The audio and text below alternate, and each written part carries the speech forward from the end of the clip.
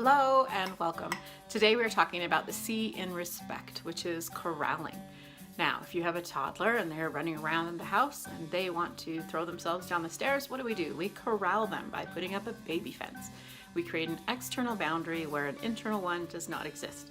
Since a 2-year-old or a smaller one doesn't have any internal boundaries that keep them from running downstairs or bonking their head, we create boundaries for them. And as adults, we have to do this for ourselves. That's why we purge our house of things that are stressful to us. But essentially, it means that we're going to create an external boundary. The first external boundary you're going to create is that you're going to start to reduce the amount of sugar that we're bringing in. Now, we already have some rules about what we're going to do if we want sugar. We're going to enjoy it, we're going to taste it, we're going to totally, thoroughly indulge and make sure we're completely present and show up when we eat that sugar. And 2, we're going to eat our protein first. And those are kind of simple because you just think, I'm gonna binge and I don't care and forget everything. If you still have these 2 little things that you do where you're like, oh, I have to taste it, you're not gonna argue, well, no, I don't want to enjoy it. And if you say I have to eat protein for it first, you might be, well, Val's never gonna know. But do it because you don't want to jack up your insulin and make your body have to store fat. So go ahead and eat your protein so that when you do eat your sugar, it will cause you less pain in pounds, right? The last thing you're going to do is start your external corralling. This came from the bariatric surgery world because back when I was severely overweight, I thought it was going to be my only answer, that I had to go get bariatric surgery. And when I talked to all the different doctors, they essentially are saying, we're using this means to confine your stomach so it can hold a limited capacity. It's a restriction method, which means your body can only hold the half cup, then your body you'll eat less and you'll feel full and you'll not be able to eat anymore.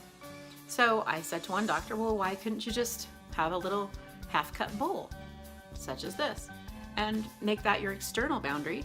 Instead of making your stomach a half cup, make your external thing that you always eat out of a half a cup, and then you know exactly how much you have to put in it. So he, of course, said, well, that would be impossible. You would just eat more anyway. But I had this theory that if I could eat just these small amounts out of an external boundary, that I might be able to start feeling more full and not really need to have the bariatric surgery. And that gave rise to the philosophy of hot little dish. So that's a sister program. It's more related to weight loss than Sugar-Zen, which is entirely about our sugar addiction. But this is your first introduction to that idea, which has been really helpful to me to basically set this external boundary, which is A, if I eat sugar, I'm going to enjoy it. B, I'm going to eat my protein first. And C, when I eat it, I have to eat it out of my little bowl. I can't eat it out of anything else. I have to put it back in my little bowl, which means it's in my purse, which means it's with me all the time. If I'm gonna have the treat, I eat it out of this bowl. Now, of course, you can stack it really high and go crazy, but I also actually do it with my other food. So I have my other favorite little bowl, which has my favorite little saying in here, live a big, messy, crazy life, which I would do whether I liked it or not. So these are my 2 little friends. And they're my corrals. They make it so I can externally limit what comes in my face versus trying to internally limit, because I wasn't really good at that, to be honest.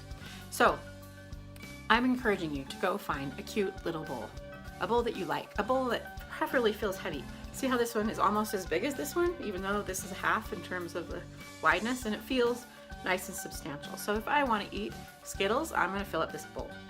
Now, I would advise generally, especially if it's candy, that you find a 1/4 cup. This one's my half and this is my 1.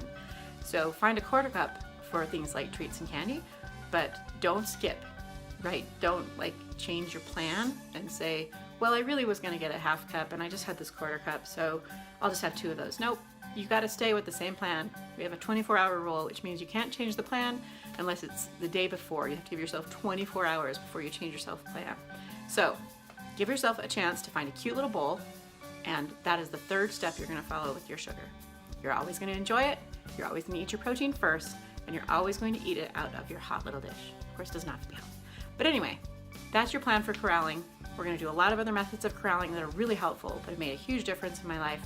But I want you to start today by getting your hot little dish ready, and anytime you're going to have that sugar, it's going to be out of that bowl.